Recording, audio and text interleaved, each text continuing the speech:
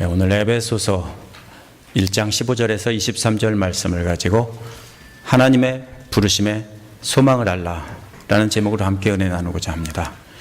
에베소 성도들은 예수 그리스도를 믿으면서도 과거에 섬기던 우상들과 악한 영들에게 해를 받으면 어쩌나 하는 두려움에 사로잡혀 있었습니다. 이런 저들에게 바울은 먼저 믿은 자신들이 받은 복을 간증했습니다. 사랑 안에서 예정하셔서 흠이 없고 거룩한 제물로 삼아주셨다는 것입니다. 그 거저받은 은혜를 찬미하게 하려고 자신들에게 복을 주셨다는 겁니다. 또 아들이 되었기에 하늘의 신비한 비밀 계획도 알려주셨다는 겁니다. 그 모든 논쟁들은 예수 그리스도 안에서 그 사랑으로 끝이 났다는 겁니다. 이 좋은 복을 에베소 성도들도 받았고 성령으로 확인 도장을 받았고 담보물까지 받았다는 것입니다. 그러니 에베소 성도들도 그리스도 안에 들어와서 그분의 사랑의 보호 안에서 함께 평화를 누리자라는 것이 지난주 말씀이었습니다.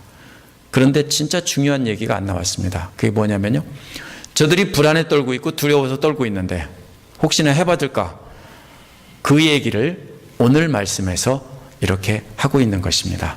이어서 오늘 말씀에서는 바울의 감사기도입니다. 에베소 성도들의 믿음 때문에 멈출 수 없는 감사를 드리고 있습니다. 이 감사는 에베소 성도들의 믿음과 사랑에 대한 감사입니다. 이 감사에 이어서 바울의 간구는 소망에 관한 것입니다.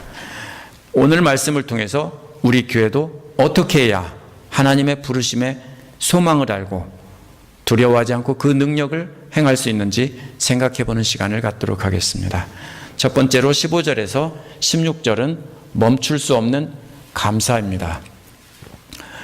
오늘 말씀도 아주 긴 문장입니다. 왜 이렇게 길게 썼는지 모르겠는데요, 전체가 다 한 문장입니다. 여기는 끊어져 있는데요, 전체가 한 문장이라고, 마침표 하나밖에 없습니다. 그 중에서도 중심되는 문장은 16절에 나오는 끊임없는 감사를 드리고 있다라는 내용입니다. 나머지는 모두 이 말을 설명해 주는 말들입니다. 그러므로 오늘 말씀의 핵심은 끊임없는 감사를 드리고 있다. 이 말은 원어에서 감사를 멈출 수가 없었다라는 말입니다. 멈출 수가 없었어요. 왜? 너무 감사해서 감사를 멈출 수가 없습니다. 누구에 대한 감사인가 하면 에베소 성도들에 대한 감사입니다. 에베소 성도들을 생각하니까 감사를 멈출 수가 없었다는 것입니다. 무엇 때문에 그렇게 멈출 수 없었냐 하면은 말한 것이 15절에 그러므로 나도라는 말입니다. 이것은 원래는 이것 때문에 나도, 이런 말입니다. 그럼 이것 때문에가 뭐냐면요, 넓게 보면 지난주 말씀인 3절에서 14절 전체이지만 좀 구체적으로 보면 13절에서 14절입니다. 에베소 성도들이 복음을 듣고 성령으로 확인까지 받은 것 때문에 이 말입니다. 그래서 바울은 에베소 성도들이 복음을 듣고 확인받은 것 때문에 감사하다는 겁니다. 그런데 15절에 보면 에베소 성도들에 대해서 두 가지를 들었다고 했습니다. 첫 번째 들은 것은 믿음이고 두 번째 들은 것은 사랑입니다. 그 소식을 들으니까 너무 감사해서 멈출 수가 없었다는 것입니다. 첫 번째 들은 믿음이라는 것은 에베소 성도들의 믿음입니다. 그런데 주 예수에 대한 에베소 성도들의 믿음, 이렇게 되어 있죠. 근데 주 예수에 대한이라는 말이 원어에서는 주 예수 안에서라는 말입니다. 그래서 주 예수 안에 있는 믿음입니다. 지난주에서 계속 반복된 말이 예수 안에서라는 말이었는데 역시 그 말이 또 나온 것입니다. 주 예수 안에 있는 믿음입니다. 그러면 주 예수 안에 있는 믿음이 뭡니까? 주 예수 그리스도의 십자가의 사랑입니다. 십자가에서 죽으시기까지 사랑하신 그 사랑 안에서 그분을 믿는다는 것입니다. 믿음이란 우리를 구원하시기 위해서 십자가에서 죽으신 그 사랑을 믿고 그 사랑 안에 거하는 것이 바로 믿음입니다. 바울은 에베소 성도들이 그리스도를 믿는 믿음 안에서 살고 있다는 소식을 들은 것입니다. 그게 너무 좋은 겁니다. 두 번째 들은 것은 사랑입니다. 그런데 모든 성도들에 대한 사랑입니다. 모든 성도들이란 saints라는 말이에요, 영어로요. 원래는 유대인들이 자기들을 바로 거룩한 사람들이라고 불렀어요. 하나님의 거룩한 백성이다. 근데 나중에는 초대교회에서는 어떻게 불렀냐면은 이들이 나가서 예수를 믿고 나가서 복음 전하는 사람들을 성도들이라 이렇게 불렀어요. 그러므로 이것은 복음을 전해준 유대인 그리스도인들을 말하는 것입니다. 그들이 십자가의 그리스도를 전해줘서 믿음 안에서 거하게 한 사람들은 바로 먼저 복음을 듣고 믿은 유대인 그리스도인들입니다. 바울은 에베소 성도들이 복음 전하는 자들에 대해 베푼 사랑을 들었다는 것입니다. 그런데 이 복음을 전해준 사람들 그 자체에 대해서 사랑이 아니라 죄인들을 구원하시기 위해서 십자가에서 죽으신 그리스도의 사랑에 대한 사랑과 감사의 표현입니다. 그런데 예수님에 대한 사랑과 감사를 어떻게 표현합니까? 그러다 보니까 그 넘치는 감사를 표현할 길 없어서 그 복음을 전해준 사람들에게 사랑을 베풀고 있는 것입니다. 이해가 되십니까? 직접 그리스도께 그 감사를 드려야 되는데 드릴 수 없어요. 그러니까 그 복음을 전해준 사람들에게 감사하고 있다는 겁니다. 제 선친께서 장남이셨고 13대 종손이었어요. 근데 할머니가 일찍 돌아가셨기에 제 선친 형제들 4분을 모두 저희 아버지 어머니가 다 키웠어요. 단칸방에서요. 증조할머니까지 한 줄로 쭉 누워서 자는 그런 어릴 때 진풍경에서 살았어요. 그래서 제가 초등학교 4학년 때 막내 작은아버지가 막내 삼촌이죠. 그때는 장가를 갔어요. 그래서 그 일이 끝났어요. 제 선친과 어머니의 사랑에 대해서 모두가 알고 있어요. 아버지 형제들은. 그래서 제가 어릴 적에 아버지 심부름으로 부모님 심부름으로 그분들 댁을 멀리 차 타고 가서 방문하면 그분들은 저를 참 사랑해 주셨습니다. 그래서 저를 사랑해 주신 이유가 뭐냐 하면은 저 때문이 아니에요. 바로 제 부모님께 많은 사랑을 받았기 때문에, 그래서 그 사랑을 갚을 길이 없어서 조카가 오니까 조카에게 사랑을 베푼 것입니다. 저를 사랑해 주신 것은 바로 제 부모님께 사랑을 받았기 때문입니다. 에베소 성도들이 그리스도를 믿는 믿음을 전달을 받았습니다. 사랑을 받았습니다. 말씀을 통해 사랑을 받은 거예요. 그런데 그 사랑은, 그 믿음은 뭐냐면 그리스도의 사랑인데요. 십자가에서 죽기까지 우리를 사랑하신 그 사랑을 전해준 겁니다. 그래서 그것을 믿었다는 것입니다. 그런데 그 사랑을 직접 갚을 길이 없어서 그 대신에 그 사랑의 복음을 전해준 사람들에게 사랑으로 갚았다는 것입니다. 따라서 바울이 들은 에베소 성도들의 믿음과 사랑은 뗄 수가 없는 것입니다. 먼저 복음을 들은 자들에게 주 예수 안에서 믿는 믿음 때문에 감사하는 마음이 있어 그 믿음을 전해준 자들에게 사랑을 베푼 것입니다. 그러므로 믿음이란 마음으로 믿는 것이고, 사랑이란 그 믿음을 행동으로 표현하고 감사한 것이 바로 사랑입니다. 믿음이 있는데 나는 사랑은 없어 라고 하면 그것은 뭡니까? 거짓말입니다. 배은망덕이고 악한 것이고, 만약 악한 것이 아니라면 믿음이 거짓말인 것입니다. 믿음은 있는데 사랑은, 믿음을 준 사람에게 사랑을 베풀지 않는다면 그것은 잘못된 것입니다. 따라서 그리스도 안에 있는 믿음이 있다면 그 크신 사랑에 대한 감격이 있습니다. 그런데 그 감격을 예수님께 직접 갚을 수가 없으니까 대신 그것을 전해준 사람에게 사랑을 표현해서 감사를 하는 겁니다. 뭘 많이 사주고 맛있는 걸 사주라는 뜻이 아니에요. 뭐가 제일 좋습니까? 고맙다, 사랑한다, 그렇죠? 기도해주고 함께 마음을 통하고, 그러면은 자신이 믿음을 전해준 사람이 거꾸로 사랑을 주면은 얼마나 좋겠어요. 바로 그것을 하고 있다는 겁니다. 바로 그래서 에베소 성도들이 이렇게 하고 있다는 소식을 들으니까 너무 감사한 겁니다. 그래서 그 감사를 멈출 수가 없어요 라는 말입니다. 언제? 기도하는데 그 감사를 멈출 수가 없다는 것입니다. 오늘날 우리도 복음을 전해준 사람들에게 감사를 표현해야 됩니다. 그것은 누구에게 감사를 표현하는 거냐면 예수님께 감사를 표현하는 겁니다. 예수님께 감사를 표현할 수 없으니까 우리는 전해준 사람들에게 감사를 사랑으로 표현하는 겁니다. 사랑해 줘야 됩니다. 저분들이 아니었으면 내가 예수님의 사랑을 몰랐을 텐데 라고 생각해야 됩니다. 이것은 목회자들에게 감사하라는 뜻이 아닙니다. 누구든지 여러 성도님들에게 복음을 들려준 사람이 있다면, 그래서 믿게 됐다면 그 사람에게 사랑을 표현하십시오. 말로 하는 것도 좋지만 맛있는 거 사주는 것도 좋습니다. 가끔 한번 그렇게 하면서 사랑을 나누십시오. 그것이 바로 에베소 성들에게 있었던 것이 믿음과 사랑입니다.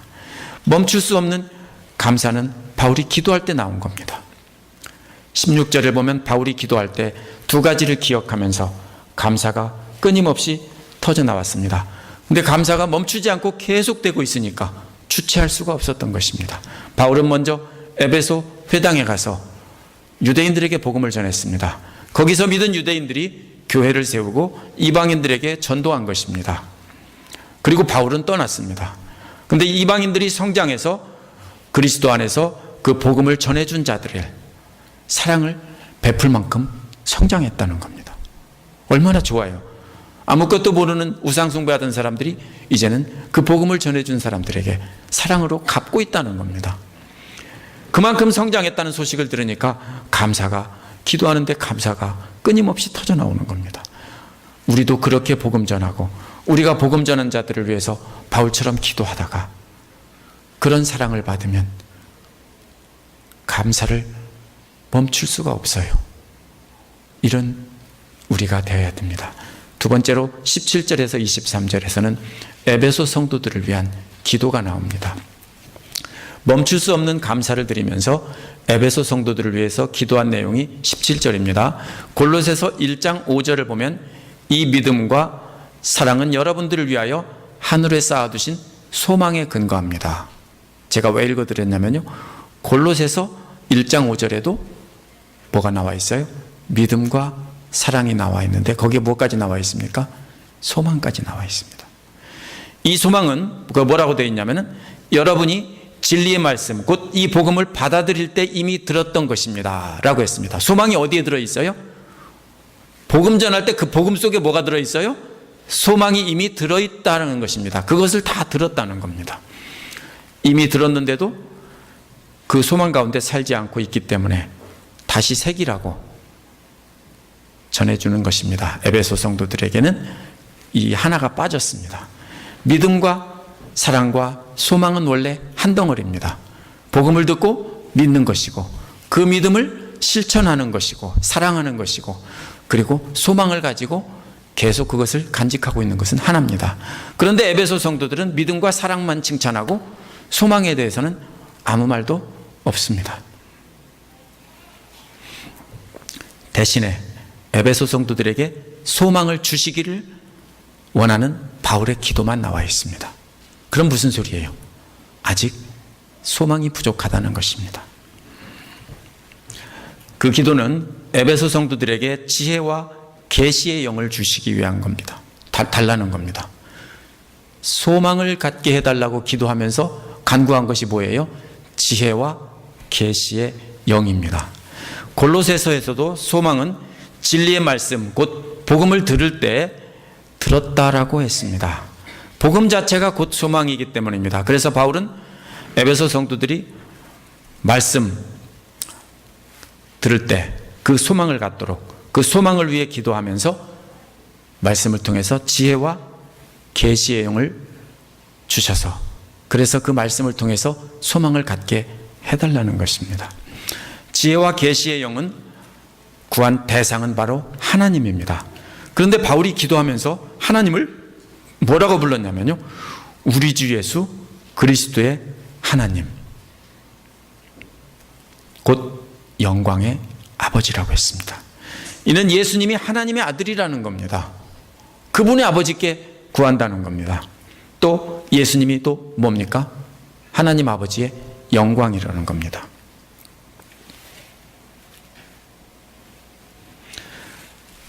그래서 바로 그 말로 시작합니다. 하나님에 대한 호칭을 바로 주 예수 그리스도의 아버지, 곧 하나님의 영광이라고 이렇게 말을 하면서 바울은 시작하고 있습니다.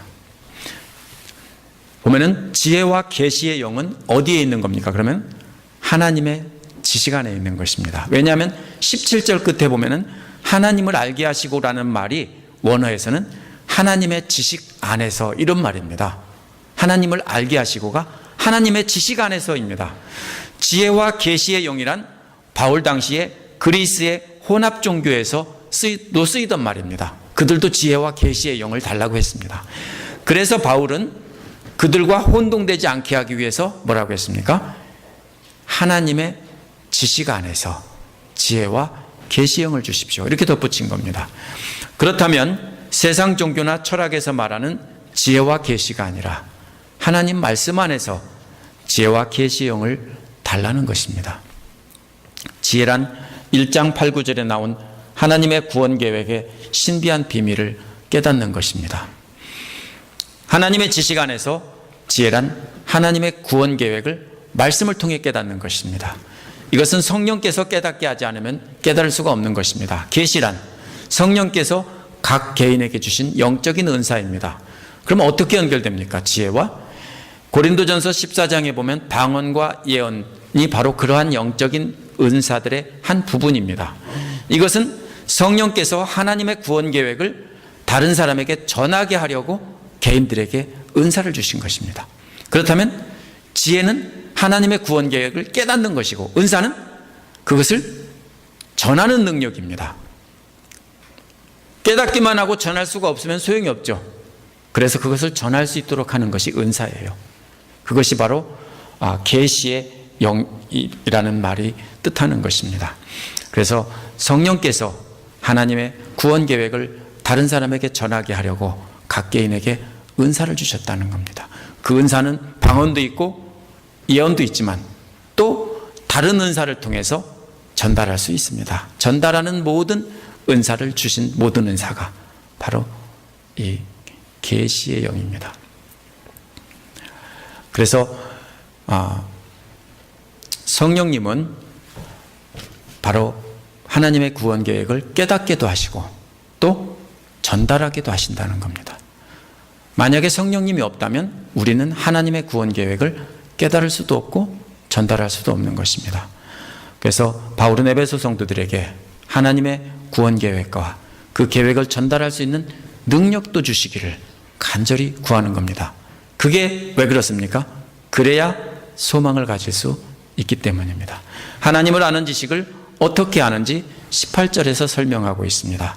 18절에 보면 마음의 눈을 밝혀주셔서라고 했습니다.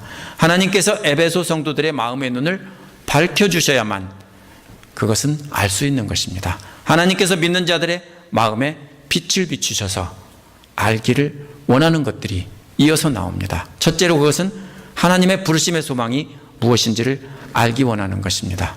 골로새 성도들은 믿음, 사랑, 소망을 다 갖고 있었습니다. 그런데 에베소 성도들은 소망이 분명하지 않았던 겁니다. 믿음과 사랑에 대해서는 감사를 멈출 수가 없는데 소망은 갖게 해 주십시오라고 했기 때문입니다. 하나님의 부르심의 소망이란 에베소 성도들이 지혜의 영으로 말씀을 깨닫고 계시의 영으로 능력을 받아서 복음의 전달자가 되는 것입니다. 그런데 에베소 성도들은 하나님의 말씀에 대해서 깊은 관심을 갖지 않았고 마음의 눈이 어두워져 있었기 때문에 부르심의 소망도 갖지 못했던 것입니다. 오늘날 우리도 하나님께서 우리의 마음의 눈을 밝혀주셔서 지혜와 계시의 영으로 깨닫게 해주셔야 됩니다. 그래야만 하나님께서 우리에게 주신 사명, 복음의 전달자의 사명을 우리는 깨닫게 되고 감당할 수 있는 것입니다. 만약 에베소 성도들이 계속 하나님 말씀을 깨닫지 못하고 있었다면 저들은 자신들이 갖고 있는 믿음과 사랑은 식어졌을 것입니다. 소망이 있기 때문에 믿음과 사랑을 계속 간직할 수 있는 것입니다. 근데 저들에게 소망이 분명하지 않았기 때문에 그것은 식어졌을 것이고 복음의 전달자가 되지 못했을 것입니다. 그런 신앙은 시간이 지나면 화석처럼 굳어지고 뭡니까? 교리화돼서 남을 정죄하게만 되는 것입니다. 그러면 그 다음에 나가는 것은 율법주의로 나가면서 자신들의 거룩함을 내세우고 남을 함부로 정죄하는 것입니다. 이것은 에베소 성도들이 부르심을, 소망을 갖기를 그래서 간구한 것입니다. 에베소 성도들이 마음의 눈이 밝아져서 두 번째 알기를 원하는 것은 거룩한 자들 안에서 그 유산의 영광이 풍성함이 얼마나 큰가 하는 것을 아는 것입니다. 장차받을 유산의 영광이 얼마나 풍성한지 알게 되는 것은 복음 전하는 자들이 전하는 복음을 듣고 알게 되는 것입니다. 그래서 거룩한 자들 안에서 상속재산의 영광의 풍부함이라고 했습니다. 거룩한 자들이란 복음의 전달자의 사명을 깨닫고 복음을 전하는 사람들입니다. 그들의 유산의 영광이 얼마나 큰지를 안다면 그 사명을 감당하지 않을 사람은 없다는 것입니다. 역시 에베소 성도들이 소망을 갖기를 간구하면서 그 소망, 복음 전달자의 에게 주시는 그 유산이, 그 축복이 얼마나 큰지 안다면 얼른 하지 않겠습니까? 만약에 보통 우스갯소리 하죠. 어떤 소리를 합니까? 시부모를 잘 섬기지 않는 며느리에게 뭡니까? 시부모가 큰 시어머니가 엄청난 유산을 남겨준다라고 하면 어떻게 하겠습니까? 그걸 물려준다고 하면 그때부터 어떻게 할까요? 잘하겠죠? 잘하면 물려준다고 하면 잘하겠죠? 그죠? 근데 그걸 모르면은요, 잘할 수 없겠죠? 여기서도 마찬가지입니다. 장차받을 그 영광이 얼마나 큰지, 그 유산이 얼마나 많고 큰 것인지를 깨닫는다면, 바로 눈이 떠져서 그걸 깨닫는다면 너희들이 소망을 갖지 않을 수 없을 것이다, 이런 말입니다. 그래서 그걸 위해서 간구하고 있습니다. 세 번째로 에베소 성도들의 마음이 눈이 밝아져서 알기를 원하는 것은 19절에 나오는 하나님의 능력이 얼마나 엄청나게 큰가 하는 것입니다. 우상 숭배자들 가운데 살던 에베소 성도들은 소망 가운데 살아가려면 하나님의 능력이 얼마나 큰지를 알아야 됩니다. 아니면 다른 우상들이, 다른 악한 영들이, 귀신들이 자기들을 혹시 해코지할지도 모른다라고 생각하고 있었기 때문에 하나님의 능력이 얼마나 크셔서 자신들을 지켜주시는지를 알아야 되는 것입니다. 마음의 눈이 밝아지지 않으면 하나님의 능력이 얼마나 큰지를 알 수가 없는 겁니다. 그래서 19절에는 그 힘에 관한 말들이 여러 개가 나옵니다. 아주 수도 없이 나옵니다. 그런데 그 중에 하나가 하나님의 능력이라는 말입니다. 하나님의 능력이라는 말은 어떤 일을 이루어낼 수 있는 힘, 능력입니다. 하나님은 어떤 일을 해낼 수 있는 능력이 얼마나 큰지 비교가 불가능할 만큼 엄청나게 크다는 것입니다. 당시에 에베소에 있던 어떤 거짓신들이나 악한 영들보다, 세상 어떤 권력자들보다 훨씬 크다는 것입니다. 그 능력이 얼마나 큰지 비교가 불가능하다는 것입니다. 그 비교 불가능한 능력, 즉 일을 해낼 수 있는 엄청난 하나님의 능력이 우리 안에서 활동하신다고 했습니다. 그런데 원어는 우리 안에서 활동하신다는 말이요, 하나님의 엄청난 능력이 믿는 자들 속으로 뚫고 들어온다는 뜻입니다. 하나님의 능력이 우리 안으로 뚫고 들어온다는 것입니다. 그런데 원어는 우리가 아니라 정확히 말하면 믿는 자들입니다. 믿는 자들 안으로 뚫고 들어옵니다. 하나님의 엄청난 능력이 예수 그리스도를 믿는 자들 안으로 뚫고 들어온다는 것입니다. 그러면 믿는 자들이라는 것은 교회를 말할 수 있고 또 개인을 뜻할 수도 있지만 저는 교회라고 생각합니다. 교회 안으로 뚫고 들어옵니다. 또 여러분 개인 안으로 하나님의 능력이 뚫고 들어가는 겁니다. 뚫고 들어온다는 것은 우리가 원해서 받아들인다는 것이 아닙니다. 내가 하나님의 능력을 받아서 내 마음 속에다가 집어넣는 게 아니라 하나님이 뚫고 들어오신다는 겁니다. 누가 주도권을 가졌습니까? 하나님의 주도권을 가졌습니다. 그래서 하나님의 능력이 우리 속으로, 하나님의 능력이 우리 속으로 들어오게 하신다는 겁니다. 그렇게 엄청난 하나님의 능력이 우리 속에 들어오게 하는 것은 바로 하나님의 강한 힘의 역사하심이라고 되어 있습니다. 굉장히 복잡합니다. 에베소서가. 세 번역에서는 활동하심이라고 되어 있는데요, 이 힘이란 말은 길을 막고 있는 장애물을 옮기거나 넘을 수 있는 것을 말합니다. 또 모든 장애물을 극복할 수 있는 그 힘은 바로 뭐냐면 하나님의 바로 강한 힘입니다. 또 역사하심이라는 말은 잠재되어 있는 힘을 말합니다. 그런데 하나님의 힘은 겉으로 드러난 것이 아니라 어떻게 되어 있다고요? 속으로 잠재되어 있어서 표시가 안 난다는 것입니다. 그러므로 여러 성도님들이 하나님의 능력이 이미 받았어요. 뚫고 들어왔어요. 근데 그것은 표시가 안 나요. 능력을 받았으니까 손을 저으면 다 병이 낫고 막 사람들이 자빠지고 그러는 게 아니라는 거예요. 표시가 안 난다고 했어요. 그럼 그런 사람들은 가짜예요. 아시겠어요? 여러분들이 진짜예요. 성도님들이 진짜예요. 왜? 그거는 잠재되어 있는 힘이지 그것은 그냥 사람들을 잡아뜨리고 넘어뜨리는 힘이 아니에요. 물론 그럴 수도 있어요. 그런데 여기서 힘은 하나님의 능력이 우리 안에 들어오면 그 힘은 잠재되어 있다는 말이에요. 이 원어 자체가 그런 뜻이에요.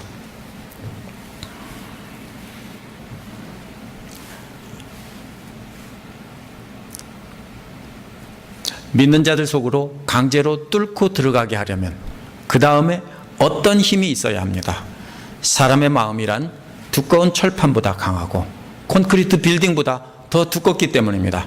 만약 어떤 사람이 아주 두꺼운 강한 초대형 금고를 뚫고 들어가려면 그 철판을 뭡니까? 녹이든지 다이너마이트로 터뜨리든지 이래야 되는데 만약 터뜨리면 그 안에 있는 귀중한 물건이 다 부서진다면 어떻게 하겠어요? 톱으로 쓸어야 되는데 너무 두꺼워서 썰 수도 없고. 근데 영화를 보니까 그런 때 뭡니까? 뭐 하나 착 꺼내서 칙 하면 녹아서 뚫어지더라고요. 그렇죠? 그렇게 해서 들어가는데 하나님의 능력이 믿는 자들 안에 뚫고 들어가게 하는 것이 바로 뭐냐면요, 하나님의 강한 힘의 역사하심이라는 말입니다.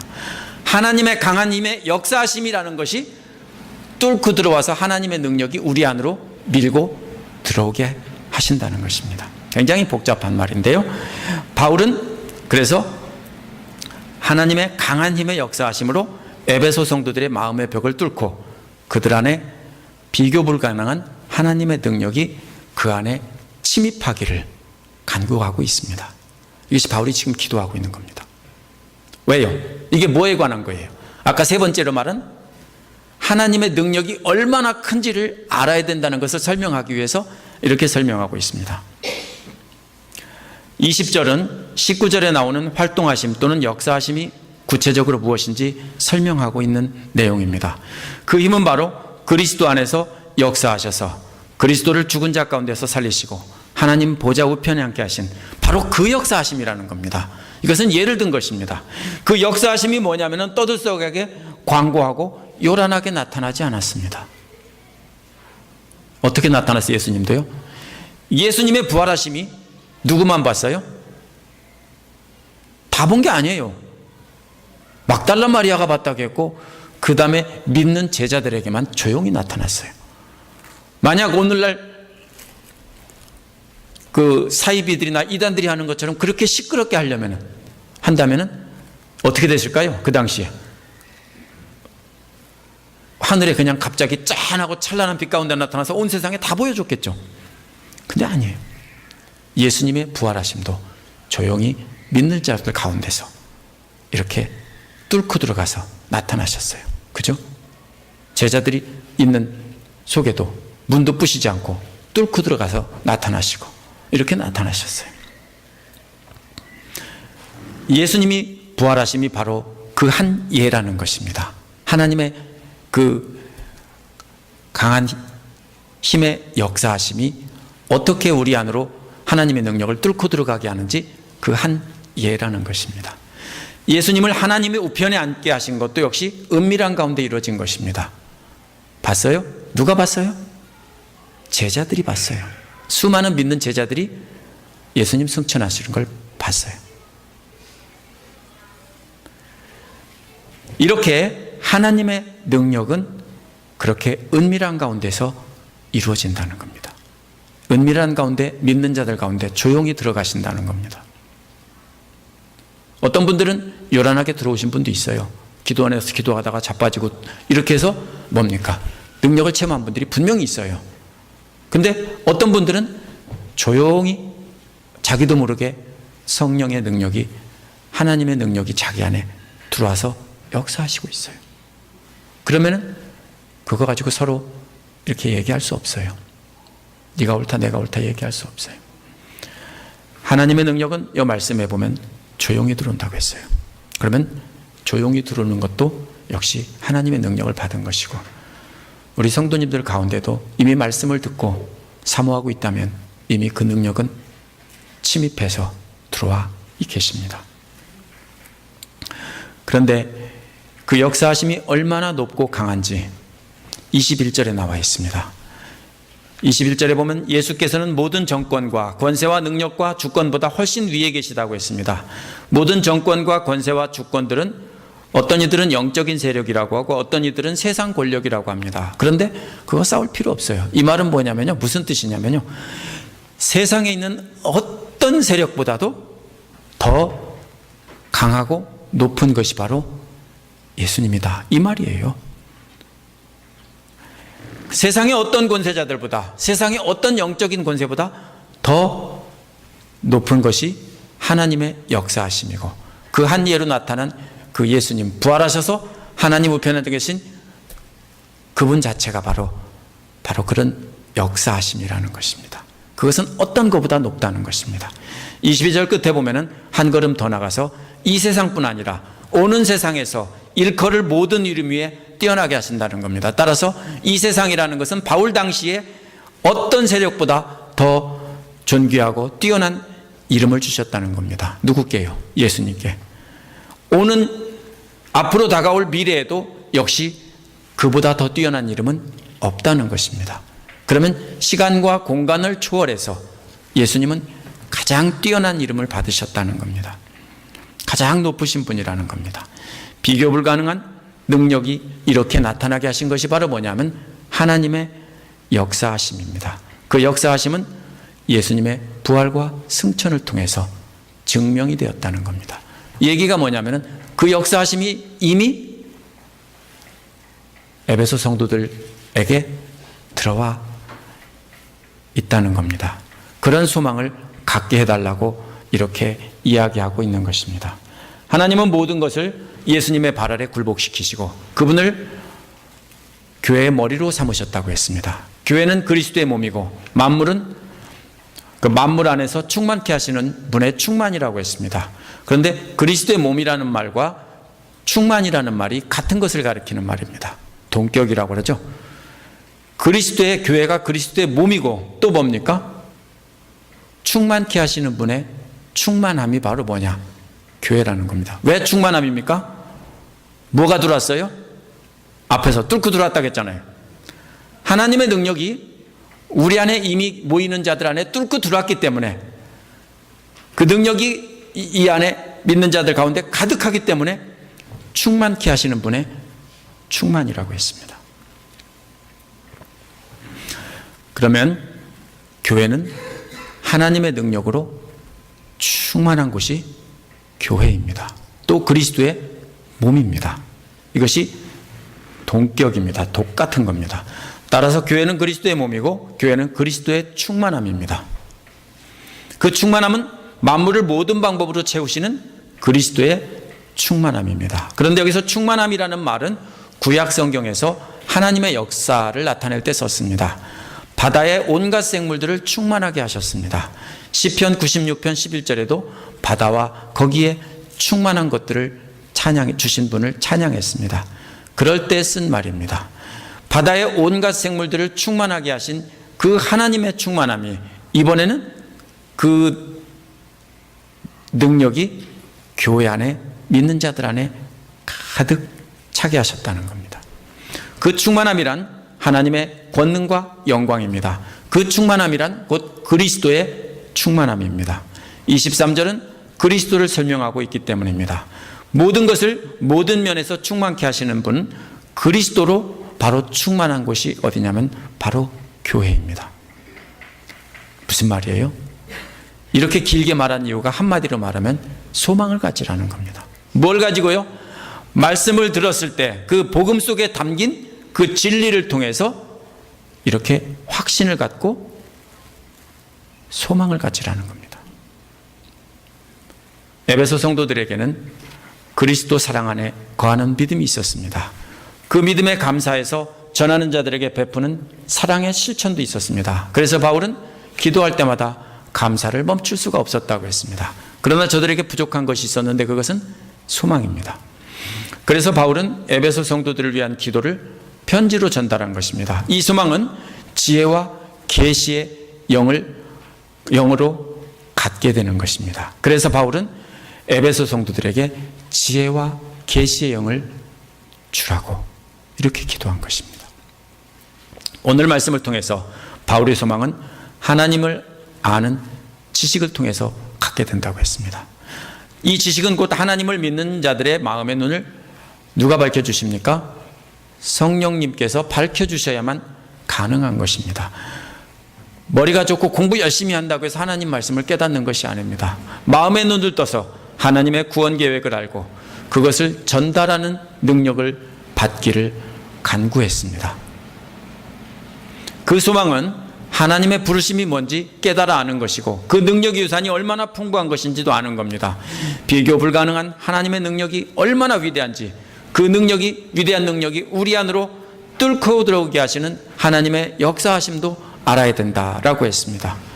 믿는 자들 안으로 뚫고 들어가게 하는 그 하나님의 강한 힘의 역사하심이 바로 예수 그리스도의 죽으심과 부활과 승천하심을 통해서 증명이 되었다는 것입니다. 예수님이 부활하신 것과 하나님 우편에 앉아 계셔서 현재나 장래나 어떤 세력보다 높은 자리에 계시다는 겁니다.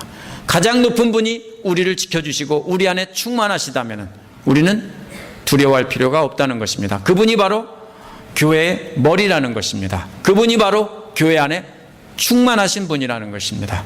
이것을 안다면 에베소 성도들은 믿음과 사랑과 함께 소망을 가질 수 있고 그 믿음이 식어지지 않을 수 있습니다. 우리에게 가장 먼저 필요한 것은 믿음입니다. 그렇죠? 믿음이란 지난주 말씀에서 나눈 대로 예수 그리스도 안에 있다는 것을 믿는 것입니다. 예수 그리스도의 십자가의 사랑을 깨닫고 자기가 그 예수 그리스도 안에 거하고 있다는 것을 아는 것이 믿음입니다. 그 믿음은 알고 있다고 끝나는 게 아니라 삶으로 증명되어야 합니다. 그것은 어떻게 증명합니까? 사랑을 되갚음으로 바로 증명될 수 있습니다. 그러나 그 사랑을 예수님께 갚을 수 없기 때문에 복음을 전해준 자들에게 사랑으로 갚는 것입니다. 그렇게 하라는 게 아니라 에베소 성도들이 그렇게 하고 있었다고요. 이거 시켜서 그렇게 합니까? 좋으면 자동으로 해요. 누가 시켜요 그거를요? 그죠? 고맙고 너무 좋고 은혜가 좋으면 예수님이 좋으면 그 복음을 전해준 사람한테 복음 전해줘서 고마워 사랑해 이러기 마련입니다. 그렇게 여기까지는 됐는데 그렇게 한다면은 이렇게 된다면은 그러면 서로 어떻게 맺어집니까? 관계가 사랑의 관계로 함께 연결이 될 수 있습니다. 그래서 사랑의 띠로 하나가 될 수 있는 것입니다. 서로 연결됩니다. 한 사람과만 연결되는 게 아닙니다. 또 다른 사람과 연결되고 또 그 사람이 또 다른 사람들과 연결되고 서로 이렇게 영향을 주면서 서로가 그물처럼 이렇게 엮여지는 곳이 교회입니다. 그래서 교회에 모이는 것입니다. 그러면 그렇게 성도들이 그렇게 맺어진다면 전해준 자는 간절히 기도하며 또 사랑을 받은 자는 전해준 자에게 사랑을 베풀어서 맺어지는 것입니다. 그래야 믿음이 사실로 증명이 됩니다. 그러나 여기서 멈춘다면 그 믿음은 시간이 지나면 식어지기 마련입니다. 특히 환난과 핍박이 오면 두려워서 포기하기 마련입니다. 그래서 필요한 것이 바로 소망입니다. 우리에게도 꼭 필요한 것이 바로 소망입니다. 이 소망을 한마디로 요약하면 지혜와 계시의 영으로 하나님의 말씀을 깨달아 아는 것입니다. 거기에서 소망이 시작된다는 것입니다. 말씀을 성령님의 도우심을 받아 깨닫지 못하는 자는 절대로 소망을 가질 수 없다는 것입니다. 교회는 믿음으로 시작해서 사랑으로 실천하는 공동체입니다. 그러나 그것만으로는 부족합니다. 부족한 것이 성령님의 도우심을 통해서 하나님의 말씀을 깨닫고 그 소망이 얼마나 놀랍고 풍성하고 압도적이고 강한 힘인지를 알아야 합니다. 그 소망은 예수 그리스도의 부활과 승천을 통해서 이미 완전히 증명됐다는 것을 우리가 알아야 합니다. 교회는 바로 이 소망으로 가득한 곳이 교회입니다. 교회가 말씀으로 소망을 분명히 갖게 될 때 비교할 수 없는 하나님의 놀라운 능력이 믿는 자들의 모임인 우리 교회 안에 뚫고 들어오고 성도님들 각자의 마음속으로 뚫고 들어오는 것입니다. 그래서 우리에게 놀라운 능력으로 나타나게 되는 것입니다. 이러한 소망을 가지고 말씀을 통해서 소망을 갖고 사시는 저와 여러분 되기를 간절히 축원합니다. 기도하겠습니다.